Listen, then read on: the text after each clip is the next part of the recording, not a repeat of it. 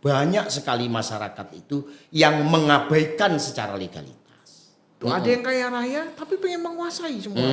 Apa dasar yang untuk didalilkan ada bukti-bukti formil di dalam gugatan keperdataan itu, apakah bisa untuk dipertanggungjawabkan secara hukum? Jangan ada salah satu yang tidak setuju, kemudian yang lain memaksa untuk menyetujui. Berapapun yang diberikan dan menjadi tinggalan harta warisan, maka jangan itu menjadi pemicu pertengkaran di antara keluarga. Onok ngarep, onok mburi, gak ono rame. Itu yang terbaik. Saya tidak tahu ini. Ini dengan Pak Prabowo yang sekarang menugaskan Nusron Wahid gitu ya. Ya mudah-mudahan masalah tanah itu tidak banyak yang menjadi sengketa di mana-mana. Banyak problematika waris di dalam hukum yang ada di Indonesia ini. Menurut saya ada dua, Pak. Apa itu, Pak? Harta dan asmara.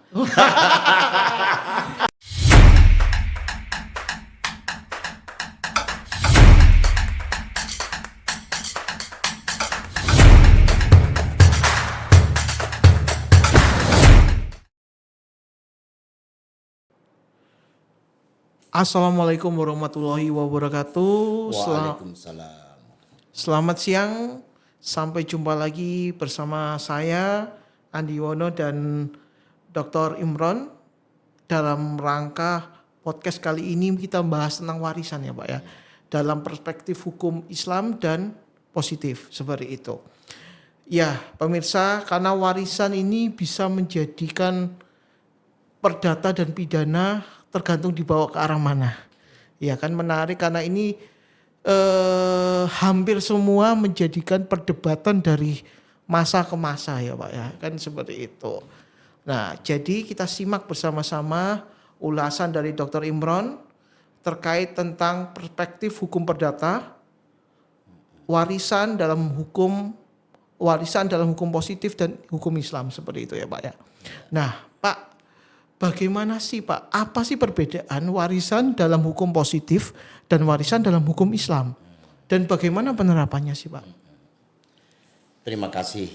Assalamualaikum warahmatullahi wabarakatuh. Kepada Pak Andi Yono sebagai Direktur Media Tabloid Kabar Terdepan Mojokerto. Saya berikan apresiasi terlebih dahulu. Dan ini adalah podcast saya yang kedua. Tidak terlalu lama, tetapi alhamdulillah saya bisa memberikan pencerahan dan edukasi kepada masyarakat. Prinsip hidup ini adalah bagaimana bisa bermanfaat banyak orang. Kalau saya mengutip dalam bahasa Arab namanya anfa'uhum linnas. Jadi khairun nas anfa'uhum linnas. Sebaik-baik manusia itu bermanfaat bagi orang lain. Kemudian yang kedua perlu saya sampaikan, hampir hidup saya ini di dunia lembaga pendidikan, juga di sosial kemasyarakatan dan lain sebagainya. Makanya kemarin kalau saya memperkenalkan, di samping sebagai dosen tetap di Fakultas Syariah dan Hukum UIN Sunan Ampel Surabaya, saya juga mengajar di beberapa perguruan tinggi swasta termasuk Fakultas Hukum Universitas Maijen Sungkono Mojokerto sejak tahun 2000. Di samping itu pula saya sebagai ketua yayasan di Nursam Center Surabaya yang didirikan oleh guru besar saya, Profesor Dr. H. Nursam MSI. Beliau adalah dulu sebagai guru saya, mentor saya yang lama untuk memberikan kontribusi pemikiran, baik itu bagaimana bisa bermanfaat hidupmu. Karena tidak harus mencari uang atau harta saja. Tetapi memberikan manfaat bagi orang lain itu sangat penting dan jauh lebih penting. Ada mentor yang satu guru saya yang tidak asing lagi Profesor Dr. H. Muhammad Ali Aziz MAG. Beliau adalah imam besar di Eropa, di Inggris, di Jerman, di Perancis dan sekaligus sekarang sebagai Ketua Senat Universitas Islam Negeri Sunan Ampel Surabaya. Dua guru saya yang menghantarkan saya menjadi orang hingga sekarang.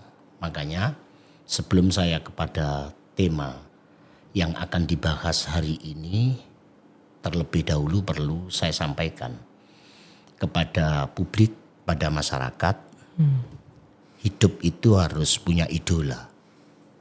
Di samping punya cita-cita, ada harapan, tetapi harus punya idola dalam hidup itu. Idola itu siapa? Orang yang sudah meninggal dunia dan orang yang masih hidup.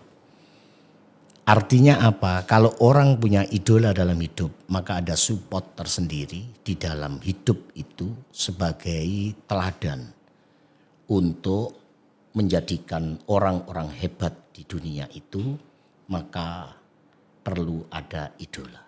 Dan idola itu paling tidak yang akan memberikan nasihat kepada kita ketika kita ini menjalani satu kehidupan. Itu prolog saya, Pak Andi. Siap. Kemudian tidak kalah pentingnya, hari ini, siang ini kita bicara tentang perspektif hukum perdata, tentang harta, termasuk di dalamnya adalah tentang waris.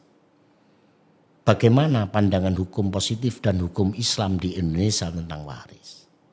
Saya belajar tentang waris dan saya memotret tentang problematika waris yang ada di Indonesia. Ini sangat menjadi sebuah problematika hukum yang hampir dan sampai saat ini tidak selesai jika ada masalah. Mengapa? Karena bagi orang Muslim yang taat sekalipun dan sudah paham tentang pembagian waris, misal bagi anak laki-laki mendapatkan 2 bagian, bagi anak perempuan mendapat 1 bagian. Mengapa ketika orang tuanya meninggal, kemudian dibagikan waris itu menjadi masalah? Jangan sampai kita terjadi seperti itulah.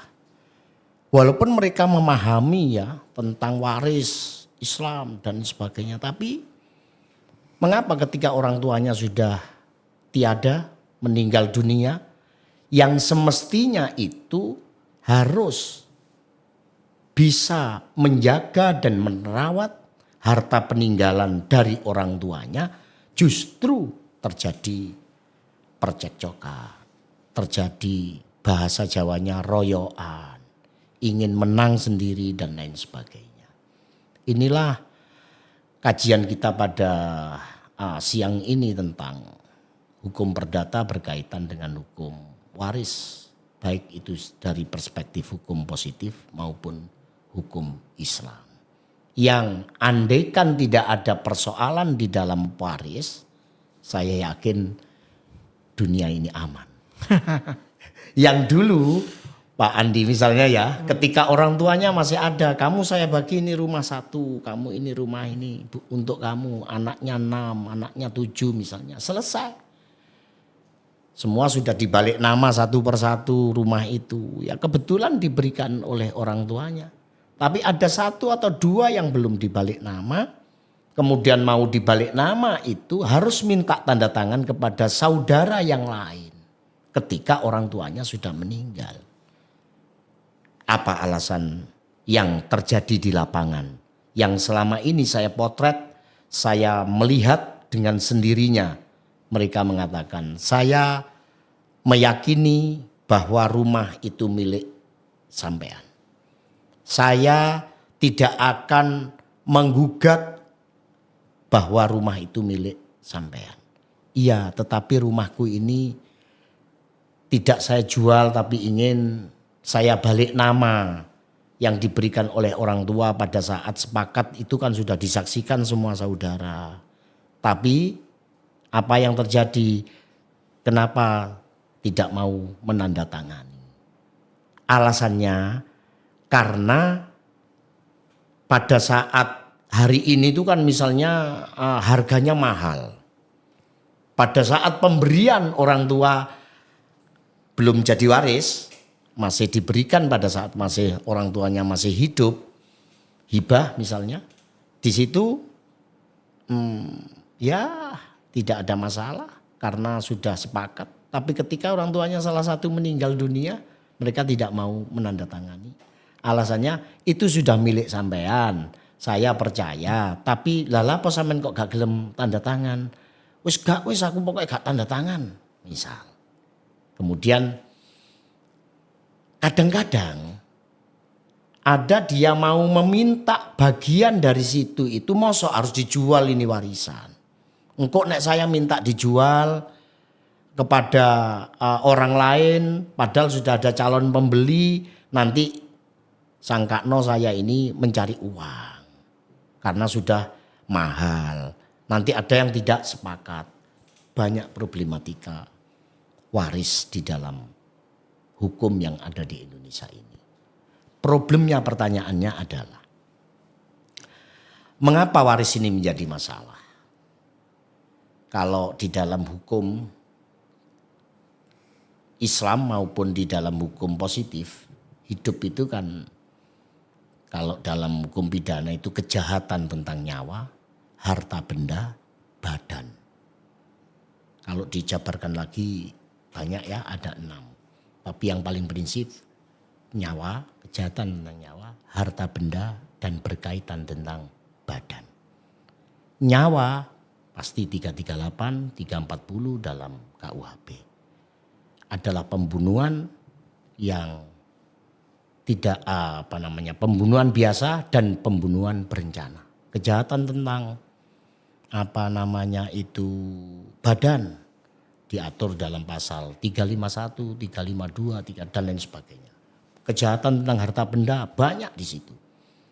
Ya kadang dijual padahal belum miliknya atau dicuri dan lain sebagainya. Inilah di dalam hukum perdata yang diatur di dalam Undang-Undang Hukum Perdata KUH Perdata. Terdapat ketentuan bahwa harta warisan harus dibagikan kepada para ahli waris sesuai dengan haknya berdasarkan hukum yang berlaku. Artinya yang berlaku apa? Ya berlaku di Indonesia. Terus bagaimana Pak? Kalau saya ini orang muslim kita bagi, yang laki mendapat 2, perempuan mendapat 1 bagian misalnya. Apakah boleh ketika dibagi itu sama rata? Boleh kalau itu berdasarkan musyawarah. Kalau dalam Islam tidak melihat saudara laki-laki itu yang tertua, sekalipun saudara laki-laki itu yang paling kecil sekalipun, tapi harus ada usul dari saudara laki, maka untuk dibagi rata, sepakat, musyawarah itu lebih baik. Nah, kemudian pertanyaan yang kedua, bagaimana setelah sepakat? Hukum positif ini kan masih mengikat Pak Andi. Misalnya mau dijual lah, mau dikontrakkan, mau disewakan dan lain sebagainya. Ini kan berkaitan dengan hukum positif, notarialnya dan lain sebagainya. Nah, hukum positif ini berperan secara legalitas, legal formal, legal standingnya harus pakai ini. Problemnya di lapangan kita melihat banyak sekali masalah-masalah yang berkaitan tentang waris. Makanya saya Pak Andi kalau bicara waris terus ada yang setuju dan tidak setuju itu saya sarankan musyawarah yang baik. Malah menurut saya itu kalau ada masalah yang berpotensi konflik misalnya, jangan WA misalnya. Nanti WA itu yang membaca terus bagaimana saya tunggu misalnya. Ayo kita tanda tangan. Dihadapi, ditelepon, bertemu dengan baik, dipecahkan dengan baik. Ingat harta waris itu adalah harta peninggalan dari orang tua. Orang tua mengajarkan kepada kita dan ada harta yang sudah perolehan dari orang tua kita ini misalnya peninggalan dari orang tua. Ingat orang tua ketika mendidik kita, bagi orang-orang yang terpelajar misalnya insya Allah tidak ada masalah di dalam waris. Itu yang bisa saya sampaikan. Cuma pertanyaan-pertanyaan tadi yang berkaitan bagaimana hukum waris itu menurut dua perspektif. Satu hukum perdata, dua hukum atau hukum positif, dua tentang hukum Islam. Memang keduanya ini adalah sama-sama mengatur, tetapi ketika legal standing dan legal formalnya harus pakai hukum positif. Sekalipun sudah dibagi menurut hukum Islam. Ada KHI misalnya, kompilasi hukum Islam. Tapi mohon maaf, belum menyelesaikan masalah. Ketika ada sengketa di antara keperdataan yang berkaitan tentang waris. Itu Pak Andi. Jadi itu yang barangkali sebagai kata pengantar dan prolog tentang hukum waris. Nah, berarti hukum positif itu seperti hukum perdatanya ya Pak ya, yang mengatur ya. Kalau hukum Islam secara syar'inya atau ajaran agamanya seperti itu ya Pak ya. Nah, berarti kalau ya misalnya yang bersengketa itu apakah di dalam penerapannya itu ketika seseorang itu beragama muslim atau non muslim itu berlaku hukum perdata ini atau mengikuti atau ada aturan sendiri untuk masing-masing ini? Ya, bagus pertanyaannya itu. Misal di dalam keluarga itu muslim. Pertama. Kemudian tidak mau menandatangani harta waris atau harta peninggalan dari orang tuanya. Seperti apa penyelesaiannya? Satu adalah penyelesaian secara litigasi, non litigasi atau bahasa WWS, win-win solution, musyawarah, mufakat. Jika tidak menemukan dalam musyawarah, kita pakai litigasi. Di mana? Di pengadilan agama bagi muslim. Apabila ada sebagian harta itu yang dijual atau digelapkan atau tanpa sepengetahuan dari ahli waris yang ada, maka bisa untuk kerana pidana. Mungkin bisa penggelapan, bisa dilakukan itu adalah kalau transaksinya itu pakai notaris, kemudian ada yang dipalsukan. Padahal mereka masih hidup dibilangi sudah mati. Padahal dia masih hidup ada di Kalimantan misalnya dibilang sudah tidak ada. Dimintakan surat kepada desa. Ya mohon maaf Pak Adi, kadang-kadang ada kepala desa atau notaris itu yang tidak tahu. Ada yang tahu pura-pura tidak tahu. Dan ada yang benar-benar tahu tapi melanggar. Ini faktanya seperti itu. Seperti apa contohnya? Di dalam harta waris itu misalnya ada 5 bersaudara yang satu tidak ada padahal masih hidup. KTP-nya bagaimana caranya diminta sehingga dibawa ke notaris, dibilang ini sudah ada kuasa kepada saya. Padahal itu ditandatangani surat kuasa itu mohon maaf kadang-kadang dipalsu. Nah sekarang padahal sudah ada foto sebagai dokumen, cap jempol dan sebagainya. Itu kan teknologi tapi masih bisa saja masalah-masalah yang ada di lapangan. Maka sebagus apapun aturan tapi tetap saja masih ada celah di dalam problematika yang berkaitan tentang waris. Karena di dalam jual beli ini tentang keperdataan ini sebenarnya ruwet. Dibikin hari ini akte, dibikin hari ini ikatan jual beli dan lain sebagainya. Maka mulai hari ini selamanya akte yang dibikin itu adalah hidup. Berbeda dengan pidana. Orang yang kena pidana mati selesai. Kalau perdata hari ini dibikin hidup selamanya. Orangnya sudah meninggal keperdataannya masih hidup. Nah, ke anaknya. Gitu. Ke anaknya dan lain sebagainya. Nah. Dua perspektif ini yang kadang-kadang ketika ada sebuah problematika hukum yang berkaitan dengan sengketa waris, memang ranahnya disuruh memilih. Harus kemana bagi Islam, memang harus ke PA. Kalau ada yang digelapkan, ada yang dijual dan sebagainya, keperdataan harus ke PN. Yang kedua, apabila musyawarah biar adil kita bawa ke PA atau kita bawa ke PN, nanti ketika putusan dari hakim baik di pengadilan negeri maupun di pengadilan agama, maka itu sudah ingkrah dan menjadi putusan yang final. Jangan ada gugatan lagi dan tidak bisa digugat lagi. Kemudian bilang begini, kalau begitu berarti saya kayak orang laki ini mendapat satu lah, kan sudah diselesaikan, tidak ada jalan keluar. Sehingga ke PN dibagi rata. Siapa yang waktu musyawarah itu untuk mengajak ke PN? Kan ada dua pilihan, bisa ke PA, bisa ke ini. Nanti putusannya setelah di PN diputus, ya tidak boleh dibawa ke ranah PA. Atau sebaliknya, ketika dibawa ke ranah PA sudah diputus, ya tidak bisa dibawa ke PN. Maka itu sudah selesai. Nah, jadi keadilan itu kalau tidak ada dipandang kurang adil oleh saudara yang bersengketa di situ, maka dibawa ke ranah hukum sebagai opsi dan alternatif yang terakhir.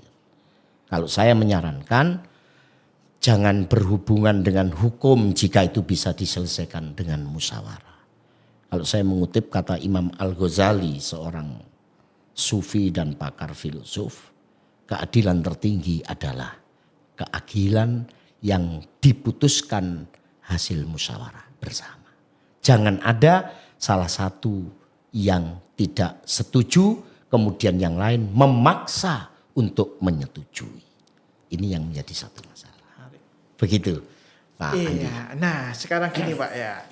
Kalau misalnya nih ya, kita tadi Bapak sempat menyinggung ya bahwa sekarang ini canggih alatnya foto, jam jempol ini segala macam. Nah sekarang misalnya ini agak melebar dikit ya Pak, terkait wasiat. Ya. Nah kita bahas agak wasiat dulu ya. Betul. Ke wasiat ya. Nah misalnya nih ada case ya, ada kasus ya. Mengatakan bahwa orang tuanya memberikan wasiat ke salah satu pihak dari saudaranya senilai 50% misalnya, Iya. ya kan? Itu katanya sudah diwasiatkan, dinotariskan. Nah, sudah ditandatangani sama semua ahli waris. Semua ahli waris. Ya. Ya. Tetapi yang pihak yang dari salah satu ahli waris itu ada yang meninggal. Dari keluarganya kan tidak tahu itu. Misalnya wali warisnya ayahnya gitu ya. Loh, itu beneran ayahnya merasa tidak pernah ngomong sama anaknya nih. Misalnya ada kayak seperti itu. Nah, membuktikannya seperti apa, Pak?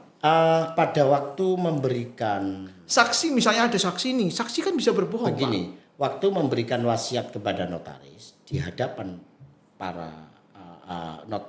notaris, para belum ahli waris karena masih ada orang tuanya pada waktu itu, ya kan? Ya. Disepakati. Pertanyaan tadi yang mengatakan sudah meninggal itu, apakah ketika wasiat dibikin di hadapan notaris itu sudah meninggal, ataukah setelah dibikin di hadapan notaris itu meninggal salah satu di antara saudara? Setelah dibikin notaris meninggal. Jadi misalnya ini ada case nih ya. Ya. Kan saya kan banyak mendengar nih Betul. dari masyarakat nih ya. Misalnya ada case seperti itu, Jadi seorang ayah ya kan, dalam itu misalnya ada misalnya berlima nih misalnya ya kan. Ya. 4 ini memberikan ahli waris ke anak yang ke terakhir misalnya. Ya. 50% gitu ya. Anak terakhir. Semua tanda tangan katanya Iya. sudah mengetahui bahkan sudah tanda tangan. Nah, salah satu ini anak pertamanya meninggal nih, katakanlah, ya kan? Setelah tanda tangan katanya. Oke. Nah, kan anak pertamanya ini nggak pernah ngomong sama anaknya, istrinya nggak pernah ngomong, nggak tahu gitu kan. Tiba-tiba pihak keluarga yang lain mengatakan, loh itu ada tanda tangan, Betul. gini. Nah, membuktikannya bagaimana, Pak? Ya, membuktikannya ketika wasiat itu dinotarilkan di hadapan notaris, saudara semua itu masih ada dan ditandatangani bersama. Kemudian meninggal salah satu setelah, ya buktinya ya akte otentik itu. Nah, yang tapi itu dibuat. bisa dipalsukan nggak, Pak? Kan kalau masalah dipalsu dan tidak itu kan nanti ada pembuktian ya. Saya tidak melihat itu bisa dipalsukan, semua bisa saja. BPKB aja bisa. Semua bisa dipalsukan, apa yang tidak bisa di Indonesia ini. Tetapi kalau memang itu sudah ada penandatanganan ya sudah sah. Kalau mereka mengatakan tidak, apa dasar yang untuk didalilkan ada bukti-bukti formil di dalam gugatan keperdataan itu, apakah bisa untuk dipertanggungjawabkan secara hukum? Jadi kebalikannya kan, kalau pidana bukti material, kalau perdata bukti formil. Ini tidak pernah dulu misalnya belum menandatangani dan kalau sudah ada tanda tangannya sudah selesai. Nah, itu Pak Andi. Jadi Nah, kan makanya ini yang menjadi wasiat itu bisa dijalankan ketika waktu itu sepakat orang tuanya mewasiatkan 50% kepada salah satu anak di antara jumlah anak yang hidup tersebut. nah, Kecuali ketika memberikan wasiat dinotariskan itu diberikan 50% kepada salah satu anak, ada yang sudah meninggal tidak diberitahu. Atau tidak tidak diberitahu itu sudah itu enggak usah begini itu enggak bisa. Ada juga wasiat itu diberikan secara lisan sekalipun pada saat itu disaksikan, lah itu yang ya sah saja tetapi tidak bisa dijalankan ketika itu mau dilakukan jual beli misalnya kan minta tanda tangan. nah itu kalau untuk pembuktiannya sendiri itu ke pengadilan negeri ya. Misalnya Kalau, ini iya. benar nggak ini tanda tangan, kan masalahnya yang bersangkutan sudah meninggal misalnya. Nah, ini membuktikan ini benar nggak tanda tangannya, nggak dipalsu apa tidak kan? Kalau orangnya masih hidup kan bisa ditanya, ini benar nggak? Misalnya si A Nanti di cross check di notaris. Makanya dinotarilkan, kalau di notaris itu dianggap sah karena notaris itu adalah pejabat negara yang membuat akte dan lain sebagainya. Jadi ada di situ dokumennya. Tidak bisa segala sesuatu itu, oh saya belum, apakah ini dulu tanda tangan apa enggak? Enggak bisa menurut. Itu semua harus dibuktikan. Seperti itu Pak. Jadi memang sengketa-sengketa waris ini sampai hari ini repot. Kalau saran saya tetap tadi saya katakan, persoalan waris itu musyawarahkan dengan baik dan hasil dari musyawarah itu adalah sebuah keputusan yang tertinggi dan keputusan yang saling legowo. Makanya ada di dalam hukum perdata itu ada arbitrase, ada APS, alternatif penyelesaian sengketa, dan saking menumpuknya banyak masalah-masalah perdata sehingga muncul undang-undang tentang arbitrase itu agar bisa diselesaikan secara musyawarah dan mufakat. nah misalnya nih, Ya, anggap aja itu benar nih. Wasiat menyatakan bahwa itu memberikan 50% ke salah satu. Ya Ya. kan? Ya, misalnya benar itu tanda Ya. tangan, nah seperti Oke. itu. Ketika ahli waris daripada yang meninggal ini keberatan dengan itu, dengan pemberian 50%, apakah ini boleh digugat? Apakah ada aturannya? Karena ini kan ketika prinsip yang namanya adil itu tidak tercapai. Loh kok bisa itu 50%? Ya. Ya mungkin yang lain setuju karena mungkin pernah dibantu, pernah diberikan apa, tapi yang ahli waris yang lain mungkin tidak setuju karena ya ngerasa tidak pernah terima, itu kan hak saya kan itu misalnya. Gimana? Begini Pak Andi, mereka itu berat apa tidak kalau itu sudah dinotarilkan, maka tidak punya alasan dia untuk menggugat. Karena apa? Karena sudah meninggal dan dia punya anak atau istri dan sebagainya dari saudara yang meninggal tadi. Kalau semua itu dianggap tidak adil, ya tidak bisa seperti itu. Karena ada bukti-bukti otentik yang sudah bisa dibuktikan di hadapan notaris tersebut. Karena saya pernah dengar Pak ya, mohon maaf kalau saya salah ya. Jadi ketika yang namanya wasiat atau apapun yang nilainya lebih dari sewajarnya itu bisa digugat Pak. Betul. Jadi ketika itu lebih dari misalnya anak 5 berarti kan dibagi 5. Ketika satu orang dapat 50 sedangkan yang lainnya 50 dibagi 4. Ya. Nah, ini kan Faham saya. Jadi kalau itu bisa digugat, enggak kan sudah pada waktu itu kan ada kesepakatan. Hanya saja persoalan itu yang muncul ketika sertifikat atau pemegang hak milik itu masih nama orang tua, sudah ada kesepakatan sekalipun, kemudian kan harus sudah secara otomatis menandatangani, dan waris di situ siapa nanti yang menandatangani pengganti orang tua ketika mau dibalik nama atau dijual dan sebagainya, itu kan harus ada kuasa juga. Nah, jadi wasiat itu nanti secara teknis itu dibahas di notaris ya, yang memahami tentang prosedur-prosedurnya. Tetapi warisan yang sudah wasiat ketika masih hidup dinotariskan itu sah. Lisan saja sah. Tetapi tidak punya kekuatan bukti-bukti ketika mau melakukan jual beli dan sebagainya. Saya rasa seperti itu Pak Andi tentang waris. Jadi kalau kecuali tidak ada klausul dan tidak ada kesepakatan dinotarilkan kemudian dijual sendiri, ya pasti bermasalah. Pidana ya Pak ya? Ya, kalau penggelapan itu ya. bisa dijual sendiri, dipalsu dan Sekarang gini Pak, kalau misalnya ada kasus lain nih ya, misalnya ada 5 orang tadi, ya kan, sudah oke, ya kan. Yang satu tadi anak pertama meninggal kan tadi misalnya, yang 4 itu kan mendapat warisan masing mendapatkan warisan, ya kan. Yang satu tadi kan sudah dapat 50% misalnya, betul, ya kan. Betul.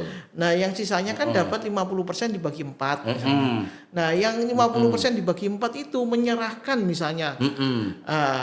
Yang 3 menyerahkan kepada yang dapat 50%. Sedangkan anak dari atau ahli waris daripada yang sudah meninggal itu dari 4 orang itu salah satu tidak setuju menyerahkan. Itu gimana, berbeda kasus dengan yang Mas Andi Yono kemukakan yang pertama. Kalau yang kedua ini, misal anak itu 5 nih, yang satu sudah diberi 50%. Tinggal 50% harus dibagi berlima apa dibagi 4? Dibagi 4 misalnya. Kalau misalnya sepakat dulu itu dibagi 4 ada notarilkan, maka ya 4 itu punya hak. Kalau keempat itu haknya masing-masing itu harus mendapatkan bagian. Apabila tidak, ya ini menjadi permasalahan. Sebagaimana di dalam pasal 833 KUHP Perdata, KUH Perdata, ya, di situ disebutkan bahwa ahli waris secara otomatis mendapatkan hak kepemilikan atas harta peninggalan pewaris sejak saat pewaris meninggal dunia. Hari ini meninggal nih, langsung 1 jam kemudian sudah menjadi harta peninggalan. Jadi kadang orang menyebut waris itu orangnya masih hidup orang tuanya. Kalau salah satu di antara 2 orang tua, ayah dan ibu meninggal pun sudah menjadi waris. Yang meninggal dunia dari pasangan suami istri itu, misal yang laki lebih dulu meninggal, pembagiannya berbeda. Dalam Islam, kalau yang meninggal itu perempuan, pembagiannya berbeda. Yang meninggal itu ayahnya, kemudian ibunya, dan ada 5-6 anak, maka ibu di sini mendapatkan bagian 1/8 lebih besar daripada ibu meninggal lebih dulu, maka ayah di sini mendapatkan bagian 1/4. Loh, mengapa laki-laki kok bagiannya lebih sedikit kalau ketika sudah meninggal ibunya? Karena sebenarnya wanita itu diberikan oleh Allah dalam perspektif Islam itu tanpa warisan pun hidup. Itu menurut saya begitu. Dia mulai lahir sampai mati ada yang mencukupi. Makanya tidak ada wanita untuk wanita itu tidak ada perintah untuk bekerja tapi tidak ada larangan. Boleh. Makanya kadang-kadang kalau wanita yang bekerja itu seperti hak miliknya sendiri. Nanti kalau mau jalan-jalan kemana itu sudah tak kasih. Gajinya diminta sendiri kan begitu. Jadi kembali kepada topik awal yang pertanyaannya Mas Andi itu tetap 4 ini harus ada kesepakatan bersama, tidak boleh ditinggalkan. Nah, jika terjadi jual beli misalnya 4 itu tidak diberitahu dan tidak mensepakati dan menandatangani, maka tidak sah jual beli. Tidak sah. Ya. Kalau itu 4 ya Pak ya. Ya. Nah, kalau itu 3 sudah menyerahkan lagi ke anak yang pertama tadi yang punya 50%, ya kan? Anak terakhir itu. Nah, yang satu ini kan sudah meninggal tadi Pak, yang anak pertama. Itu kan punya istri sama anak 3 katakanlah. Nah, istri sama anaknya yang 2 setuju. Oke. Menyerahkan lagi ke anak yang terakhir yang saudara ayahnya ya yang terakhir itu yang punya Oke. 50%. Salah satu dari anak yang anaknya anak yang pertama Betul. itu tidak setuju. Nah, ini bagaimana, Pak? Tidak setuju. Itu kembali kepada pasal 834 KUH Perdata. Apa di dalam pasal 834 KUH Perdata? Di situ berbunyi jika terdapat. Anggap saja kalau tidak setuju itu sengketa. Sengketa itu sebenarnya harus sudah masuk di pengadilan. Tapi kalau belum masuk ke pengadilan itu namanya masih konflik. Itu masih terjadi sebuah ketidaksesuaian, jadi belum dikatakan sengketa. Maka ada keberatan salah satu di antara ahli waris, pembagian warisan dapat diajukan ke pengadilan untuk memperoleh penetapan secara yang sah. Tetap.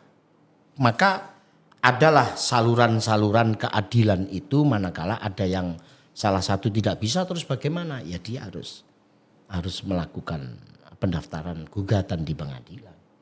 Nanti akan dipanggil dan sebagainya, maka hukum yang berlaku adalah hukum positif. Jika itu terjadi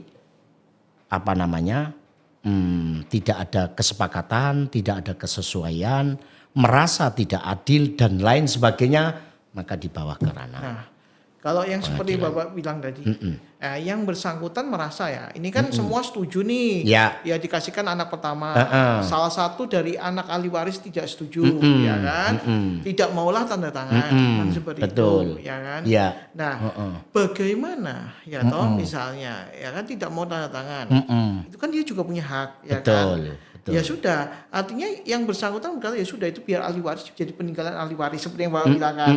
Ya kan? Yang mau yang ngotot kan yang mendapatkan 50% dan semuanya kan. Iya. Ayo nang diubah, diganti namaku kan gitu kan ya. Diubah supaya gini dengan alasan mau bikin A B C D kan gitu kan ya. Nah, itu bagaimana, Pak? Misalnya artinya gini, yang bersangkutan tidak mau nalangan. Ya tidak artinya bukan berarti ya sudah biarkan, enggak usah dijual, ya sudah biarkan seperti itu gitu. Tapi yang bersangkutan yang anak-anak yang mendapatkan bagian paling banyak, dia pingin biar atas namaku gitu. Nah, kamu itu enggak apa-apa, kamu ikut di sini enggak mau menyerahkan. Oke, ikut aja enggak apa-apa. Tapi ikut bayar PBB, balik nama notaris loh. Padahal ya saya nggak usah diurus, sudah biarkan apa adanya saja kan gitu kan. Iya. Tidak yang seperti Bapak bilang tadi kan dia tidak menutup bagiannya, tidak. Ya sudah biarkan apa saja, biar seperti biasanya aja, enggak usah diubah karena saya tidak ada kepentingan di dalamnya. Betul, seperti di awal tadi saya katakan ya. Kalau tidak ada yang menggugat ke pengadilan, jika itu belum fix secara mutlak bahwa secara legal itu adalah milikku misalnya, maka tidak ada masalah kan. Perdata itu kan masalah jika ada yang menggugat. Kalau pidana itu masalah jika ada pelanggaran. Sekalipun itu sebenarnya bukan milik sampean itu. Tidak sah, itu miliknya orang 5, orang 4. Kok sampean nggoni dewe? Tidak ada masalah. Sepanjang yang menempati itu tidak ada yang menggugat. Sepanjang tidak ada persoalan problematik internal di dalam keluarga. Ya sampai kapanpun ya ada masalah. Makanya orang-orang di pedesaan itu kan kadang-kadang beli tanah masih petok beli tanah itu ndak ada bahasane kertas itu saja ndak ada. Wah saya percaya saja. Iya sekarang ndak ada masalah. Tapi ketika nanti ada yang meninggal, yang menjual atau salah satu meninggal itu baru masalah. Jadi keperdataan itu saya sering mengatakan hati-hati masyarakat kalau mau membeli tanah dan sebagainya legalitasnya harus jelas. Kalau memang itu masih hidup segera bisa dibalik nama. Kalau itu nanti setelah dijual dan dilakukan pembayaran 1, 2, 3 hari, 4 hari, 1 minggu, 2 minggu dan seterusnya ada yang meninggal baru masalah. Jangan sampai ada penyesalan di belakang. Jika itu tetap belum dibalik nama misalnya yang sebagaimana Pak Andi pertanyakan, ya tidak ada masalah kalau tidak ada yang mempermasalahkan. Nah, Keperdataan itu kan aman-aman aja kalau tidak ada yang mempermasalahkan. Sekalipun sebenarnya secara legalitas itu masalah. Iya kan? ya. Sekarang dibalik sekarang. Sudah tidak masalah, ini hak saya, ini sudah nama saya. Ternyata tiba-tiba muncul sertifikat ganda. Tidak tahu itu dari mana misalnya, kan masalah. Walaupun yang benar itu ini. Dan semua menyaksikan sertifikat ini adalah sah dan benar secara legalitas. Kemudian muncullah sertifikat baru. Tidak tahu. Ini lebih baru, tahun 2010 muncul. Ini adalah tahun 2000 misalnya sudah ada sertifikat. Kok bisa Pak muncul dua? Ternyata saya pernah menangani kasus seperti itu. Yang satu dari pemecahan, yang satu dari petok. Mungkin dulu masih tidak seketat secara hari ini ya, di pertanahan itu mungkin berbeda, sehingga sekarang lebih settle dan mungkin lebih secara legalitas itu sudah lebih input semua datanya. Seperti BPKB itu kan ada nomornya, maka sekarang sertifikat itu sudah ada nomornya. Secara digital sekarang. Ya, itu yang saya maksud. Jadi pertanyaannya Pak Andi itu, jika masalah secara keperdataan tapi tidak dipermasalahkan ya tidak jadi masalah. Nah, apakah ada batas waktu? Misalnya, jadi itu kan yang bersangkutan anaknya ahli waris sudah mau tanda tangan, ya kan? Nah, apakah ada batas waktu? Kalau nggak bertanda tangan selama 5 tahun misalnya, otomatis akan hilang haknya gitu. Batas waktu itu berlaku manakala dilakukan gugatan keperdataan di pengadilan. Jika tidak ada gugatan dan tidak ada orang yang menggugat di sana misalnya, maka waktu itu ya tidak ada batasnya. Kalau ada yang menggugat kan nanti ada panggilan dan sebagainya, nanti khawatir diputus oleh hakim tanpa kehadiran pihak-pihak yang terkait, maka hakim akan memutus dianggap tidak kooperatif. Jadi kalau tidak ada gugatan ya selamanya.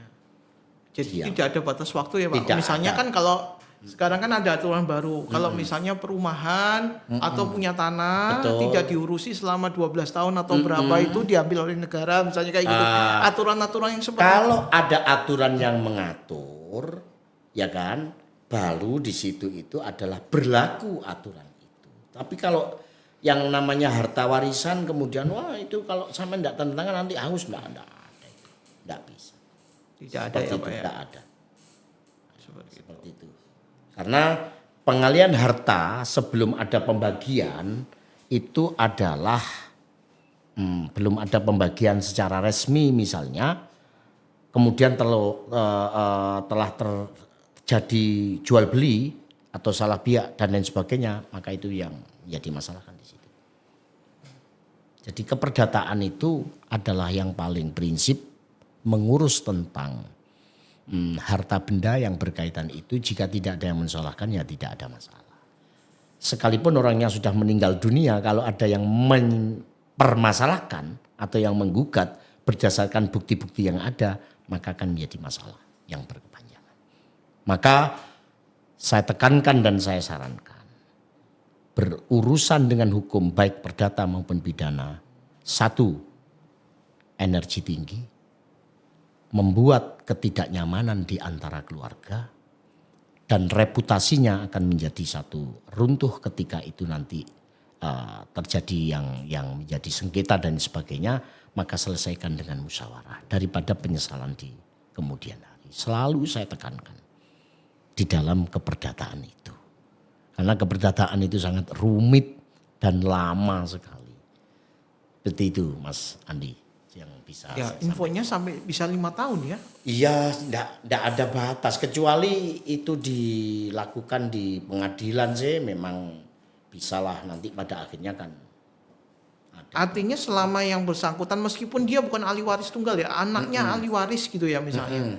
Itu enggak tanda tangan, berarti seharusnya tidak boleh notaris memproses itu atau apa. Kalau anaknya begini, kalau enggak ada kesepakatan di awal tadi yang pertanyaan awal yang berkaitan dengan apa itu tadi yang disebut Mas Andi tentang wasiat dan sebagainya, sepanjang itu masih ada celah yang bisa untuk digugat atau adanya celah kebenaran hukum secara keperdataan, kapanpun itu masih bisa untuk dilakukan gugatan dan berpotensi sengketa. Itu. Makanya kadang orang itu walaupun benar sudahlah wis kesuwen saya dapat berapa. Saya pernah juga menyelesaikan kasus di Pungging, ya, di Kecamatan Pungging, bahwa tanah itu sudah pernah dijual belikan kepada kepala desa lewat ini dan sebagainya. Kemudian sudah ke notaris, alasannya yang jual uangnya tidak sampai kepada penjual, akhirnya menjadi sengketa, nyurati BPN, notaris dan sebagainya, menjadi masalah. Ketika masalah itu saya tangani, sudah saya musyawarahkan semua. Kalau ibu tidak menerima pada saat itu, sekarang kan mahal. Kalau ibu tidak menerima 250 juta pada saat itu, sekarang kan harganya 1 miliar. Sudah ibu mau berapa, berani berapa, karena masalah ini saya yang menanganinya, barangkali nanti bisa untuk disepakati dan dikembalikan ke ibu.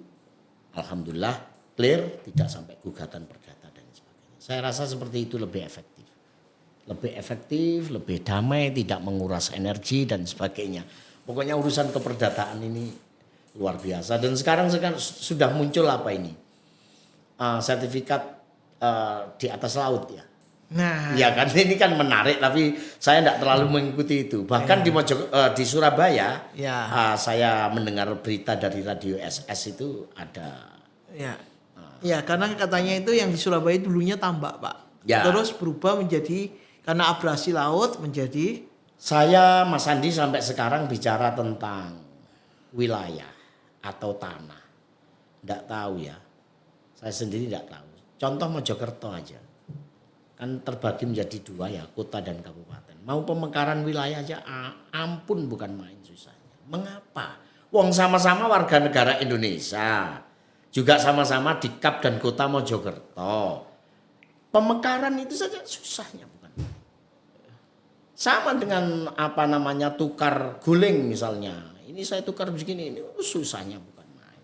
Saya tidak tahu ini. Ini dengan Pak Prabowo yang sekarang menugaskan Menteri Gus Nusron Wahid gitu ya. Ya mudah-mudahan masalah tanah itu tidak banyak yang menjadi sengketa di mana-mana.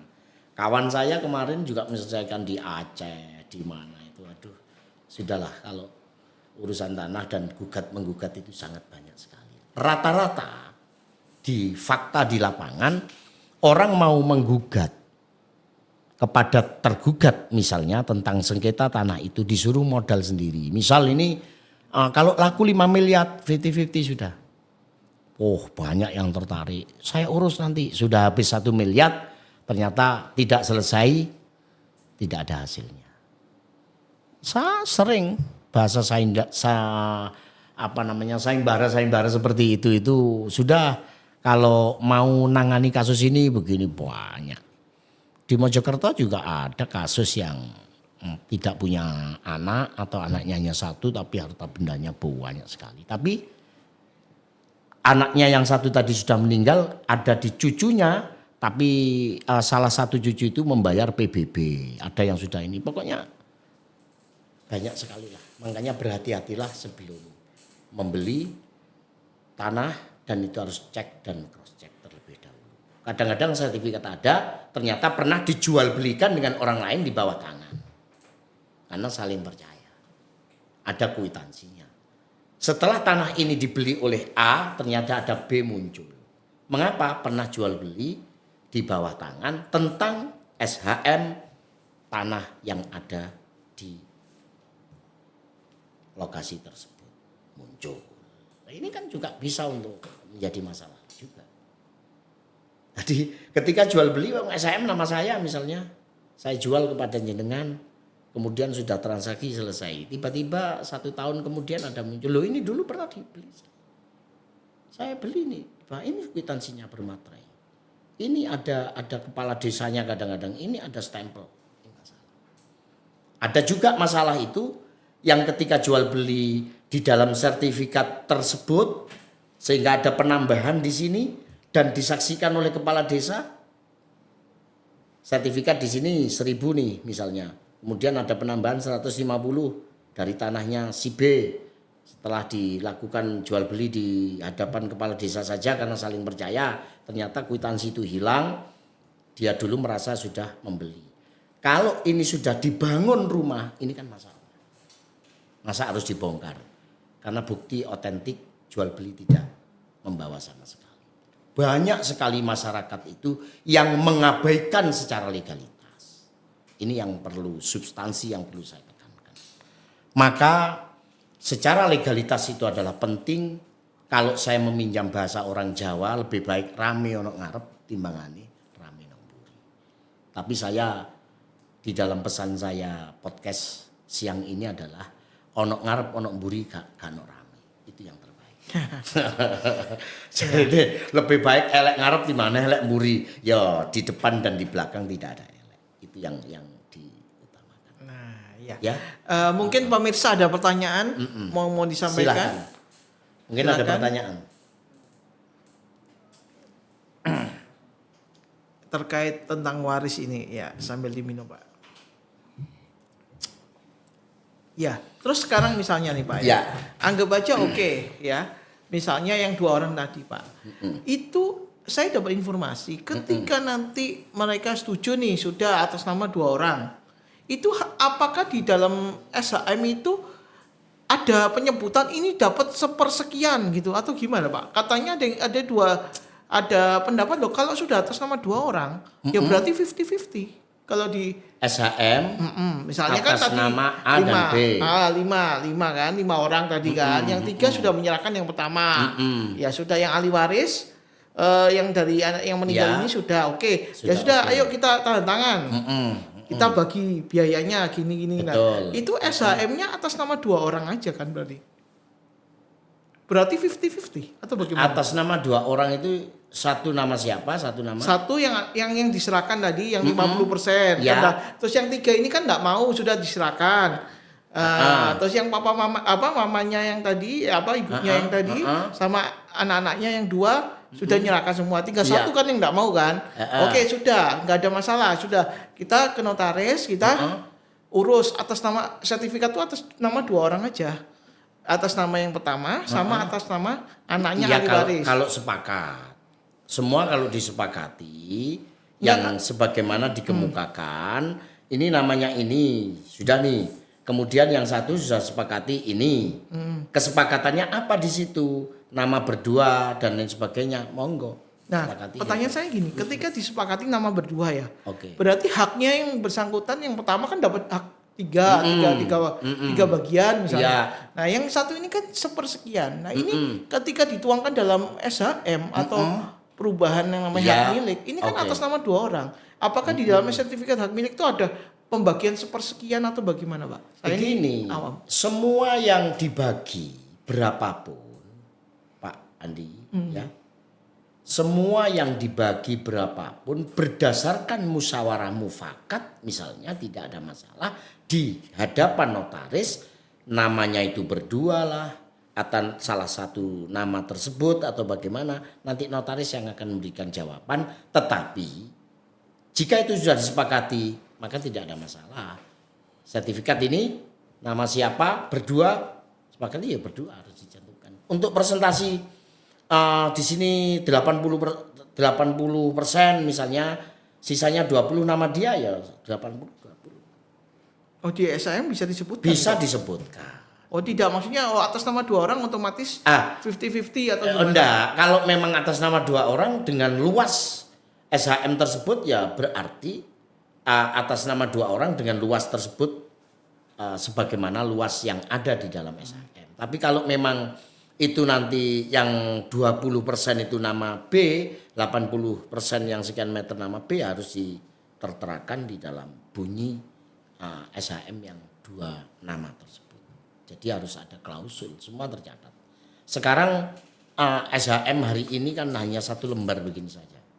Kalau dulu kan banyak. Jadi itu sudah link, bisa untuk dicek untuk mengurangi dan meminimalisir penipuan maupun pemalsuan data. Jadi seperti itu, Pak Ali.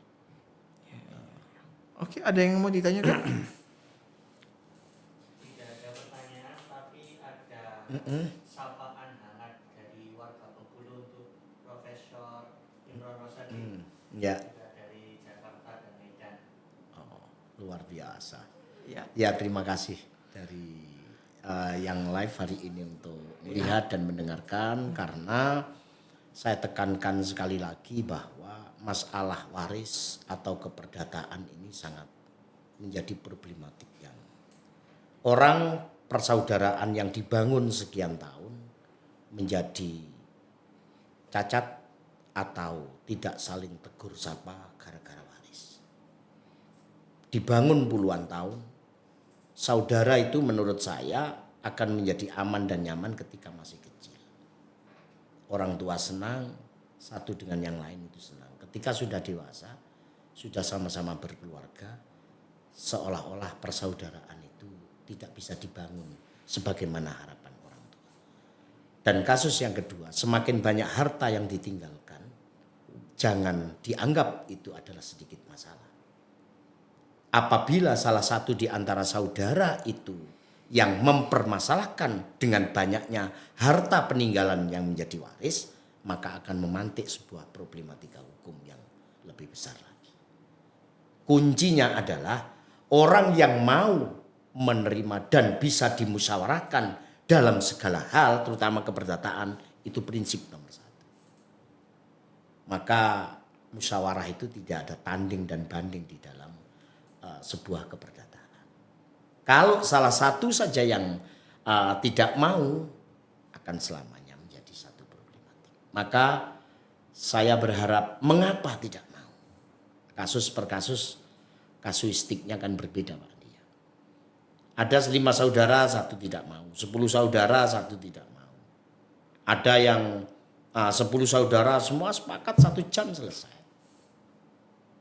Ada yang 2 saudara tidak selesai sepanjang masa, juga banyak. Maka waris ini tergantung musyawarah. Makanya kalau di dalam Islam, orang tuanya meninggal segera dibagi.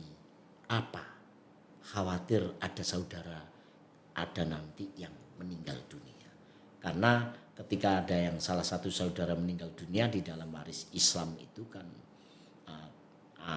tidak bisa mendapatkan bagian, dan itu kalau pemberian itu kan bukan waris ya. Jadi ada karena sudah meninggal dunia sebenarnya, oh ini yang mendapat ahli waris itu anaknya. Jadi itu yang dalam Islam itu berbeda. Tetapi konsep pembagian waris dalam Islam, manakala di dalam hukum positif itu tidak clear, maka akan menjadi masalah. Yaitu tadi saya kemukakan, sudah bagian ini milik sampean, saya sepakat ya milik sampean, saya tidak melakukan gugatan. Akan tetapi nek sampean mau jual, ya sampean jual. Lah ya saya minta tanda tangan sampean, aku wis gak nanda tangani tapi nggonmu. Loh, hukum positif kan ndak bisa dijual. Paham ya? Karena salah satu tidak mau tanda tangan. Mestinya ngomong begitu itu kan notarialnya kan harus menandatangani, karena pihak ahli waris itu masih dimintai tanda tangan. Karena belum dibalik Belum nama. dibalik nama, ini loh masalahnya. Jadi banyak orang meremehkan itu ketika tidak ada masalah. Dulu misalnya kasus lagi, sudahlah ayo sama saudara itu yang rukun, yang guyub, jaga wasiat-wasiat orang tua kita dulu. Orang tua kita masih hidup misalnya. Pada saat ngomong begitu itu kan dia masih kaya, ekonominya masih aman.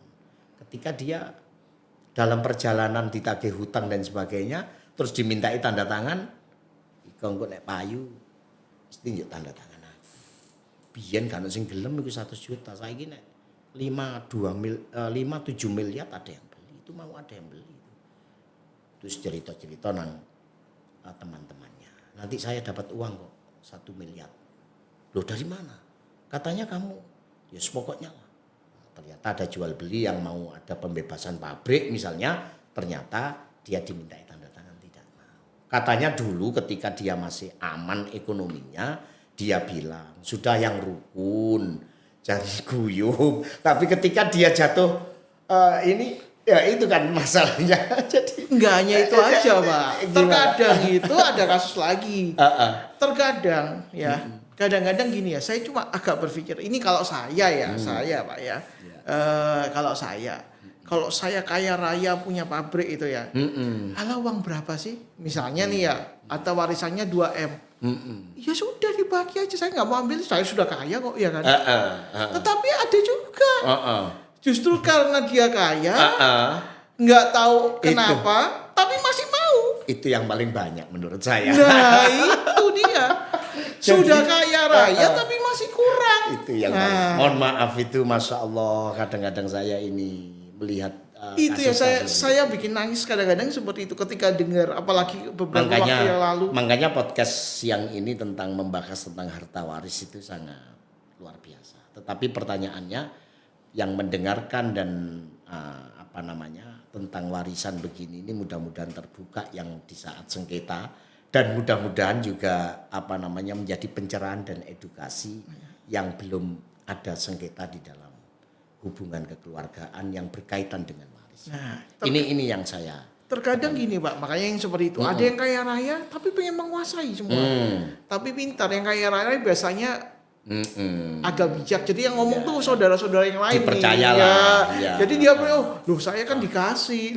Pertanyaan saya tuh, loh kalau saya meskipun saya ya, kalau saya kaya raya penghasilan sudah miliaran ya, ratusan miliar misalnya, puluhan miliar, dikasih ya sudah, saya terima, saya kembalikan bagian kan gitu itu kan. Kan Mas Andi Yuwono. Jadi mungkin Mas Andi Yuwono berbeda dengan yang lain. Nah mudah-mudahan yang lain itu seperti itu.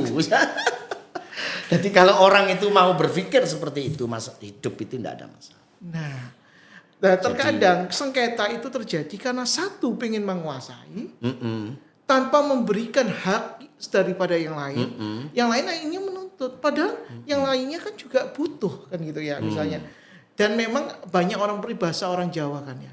Kalau warisan diperebutkan itu biasanya nggak lama Pak. Itu kan harta peninggalan. Saya itu tidak bisa dipertanggungjawabkan secara ilmiah.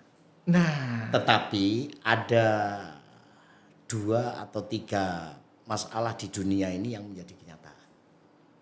Yang saya dengar loh ya.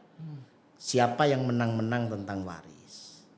Mestinya logikanya kan dia kalau dulu tidak punya uang atau uangnya hanya 100 juta, asetnya hanya sedikit, kemudian mendapatkan bermiliar-miliar, mengapa habis? Tidak ada dalilnya. Tapi faktanya seperti itu. Terus yang kedua, kadang-kadang orang yang bekerja di seberang lautan, ini yang kita lihat-lihat saja ya, kan tidak ilmiah ini, tidak ilmiah. Kemudian terus ketika sukses di Kalimantan, dia kembali ke Jawa misalnya, terus itu juga biasanya tidak seperti sukses ada di sana. Pun demikian ketika dia sukses di Belanda misalnya, ketika mau usaha di dalam negeri di Indonesia juga, ini juga banyak ya. Makanya yang dialami oleh teman-teman TKW itu kadang-kadang kan di Hong Kong, di Malaysia, mungkin di Eropa itu, kemudian dia membangun rumah bagus-bagus. Akhirnya dia ke sini sudah membawa modal 1-2 miliar, habis. Kalau menurut saya ya karena dia tidak bisa mengelola uang dan bisa menjalankan uang, dan belum ada jaringan yang harus dipergunakan apa dan bagaimana sehingga habis. Kan begitu saja. Iya. Itu saja. Terkadang kalau seperti itu kan banyak orang ada perkataan seperti ini Pak. Banyak orang tuh siap jadi miskin Pak, tapi belum tentu orang tuh siap jadi orang kaya. Karena bingung untuk mengelola uang ini gimana. Bisa investasi menghasilkan menjadi passive income atau justru menjadi konsumtif seperti itu. Moto itu tidak selamanya juga bisa untuk diterima ya kan, tetapi ada yang banyak yang bilang saya kalau jadi orang kaya lebih siap daripada saya jadi orang miskin. Untuk kaya dan miskin itu tidak bisa siap dan tidak siap kan begitu. Jadi banyak orang yang melihat kekayaan orang, tapi ada harta waris yang diperoleh, menurut saya tidak kaya. Orang kaya itu siapa dalam teori saya? Kalau dalam teori agama, orang kaya adalah orang yang merasa cukup. Itu terminologi agama. Tapi kalau orang yang kaya itu adalah orang yang memperoleh harta benda dari dirinya sendiri, maka itu adalah kaya yang sesungguhnya. Kalau mendapat dari warisan orang tuanya itu ya kaya betul, tapi bukan dari dirinya. Maka kelolalah apa yang diberikan oleh orang tuamu dengan baik dan bisa bermanfaat untuk dirimu, keluarga, dan orang lain. Tapi jangan dibalik apa yang ada pemberian dari orang tuamu, berapapun yang diberikan dan menjadi tinggalan harta warisan, maka jangan itu menjadi pemicu pertengkaran di antara keluarga. Ini prinsip yang perlu saya tekankan agar di dalam kehidupan yang berkaitan dengan harta benda dan waris akan menjadi damai. Maka orang tua mengajarkan kepada anak-anaknya menjadi anak yang rukun, guyup, dan selalu saling membantu. Itu adalah harapan orang tua bersama. Jangan melihat besar kecil pemberian, tapi lihatlah siapa yang memberi. Kalau melihat yang memberi itu adalah orang tua, maka dia selalu ingat kebaikan orang tuanya yang memberikan kepada kita sebagai anaknya. Tapi kalau orang itu melihat besar kecil pemberian, maka ketika dia itu jatuh miskin atau kaya sekalipun, tapi rasa kurang itu selalu ada dan hinggap pada pikiran dan jiwanya, maka tidak pernah kaya dalam hidupnya. Yang ada adalah penderitaan dalam tanda petik dan ketidakbahagiaan dalam hidup. Karena harta itu bisa menghantarkan kita menjadi bahagia, begitu sebaliknya harta itu bisa untuk memiskinkan kita untuk tidak bahagia. Orang yang tidak bahagia itu kan yang orang miskin itu yang orang yang tidak bahagia kan. Orang yang bahagia itu ya kan orang yang selalu smile dan selalu itu. Makanya saya sering mengatakan kebahagiaan dicari belum tentu kita dapat, tapi penderitaan, kesusahan kita hindari, selalu silih berganti. Itu kata-kata saya. Seperti itu Pak Andi. Siap. Ya, jadi menarik pemirsa pembahasan kita siang hari ini terkait warisan ya. Intinya adalah musyawarah untuk mufakat. Artinya ingat ya, tidak ada gunanya kita berurusan dengan hukum. Iya. Lebih baik kita berbicara dari hati ke hati. Betul. Jangan mau seenaknya. Betul. Jangan mau menguasai. Jangan mau memonopoli, tetapi salinglah memberi, kan gitu ya. Betul. Salinglah mendahulukan seorang daripada yang lain. Sehingga apa? Ketika kita mendahulukan orang lain daripada diri kita sendiri, pasti hidup itu akan damai, Pak. Betul. Gitu ya. Iya. Dan manusia ini kan ada 3 toh, Pak. Peribahasanya harta, tahta, wanita. Ya kan ya. Kalau enggak harta, tahta. Kalau enggak tahta, wanita. Jatuhnya 3 hal itu ya. Dan hari ini kita kalau menurut saya ada 2 Pak. Apa itu Pak? Harta dan asmara. Orang itu mohon maaf ya, kadang-kadang menjadi korupsi kan asmara. Asmara itu kan tidak bisa dijual belikan. Apakah harta dulu terus asmara, apa asmara dulu terus harta? Ini yang menjadi pelik. Kalau harta, tahta, wanita itu sudah umum. Karena tahta itu bisa diperoleh dari karir ya kan, tetapi kadang ingin naik terus. Makanya saya sering mengajarkan pada mahasiswa saya, hidup itu kalau disimpulkan di dunia ini ada 2 saja, harta dan asmara. Orang dulu tidak muncul asmara ketika masih belum punya harta. Dan ketika hartanya banyak, asmaranya muncul. Pertanyaannya, yang muncul itu lebih dulu mana? Asmaranya dulu, apa hartanya dulu? Iya kan? Ini kan filosofisnya kan di situ. Makanya saya sering mengatakan, kalau hidup ini seperti anak kecil, selalu kita bahagia. Mengapa? Anak kecil itu belum berpikir masa depan dan masa lalu. Tetapi orang dewasa itu selalu berpikir masa depan dan masa lalu. Anak kecil hari ini menangis bukan benci, tapi setelah itu dia cepat tersenyum. Orang dewasa tersenyum beberapa tahun bisa satu kali kata-kata menjadikan dia itu menangis dan menderita, bahkan menjadi sebuah kebencian. Maka anak kecil itu gampang menangis dan anak kecil itu gampang tersenyum karena belum punya masa lalu dan belum punya masa depan. Dan anak kecil tidak ada dendam. Itulah kemudian anak kecil itu selalu orang melihat itu mesti lucu, selalu simpatik, senang melihat senyuman. Bahkan tangisan anak kecil itu selalu senang. Nah, apabila orang-orang dewasa itu mengacu kepada kehidupan anak-anak kecil, insya Allah hidup itu selalu. Kalau prinsip dalam hidup saya, kebahagiaan kita cari, belum tentu dapat. Tapi penderitaan yang kita hindari selalu silih berganti. Maka filosofi saya yang terakhir adalah, mengapa bayi yang baru lahir itu mesti menangis, tidak ada yang tersenyum dan tertawa.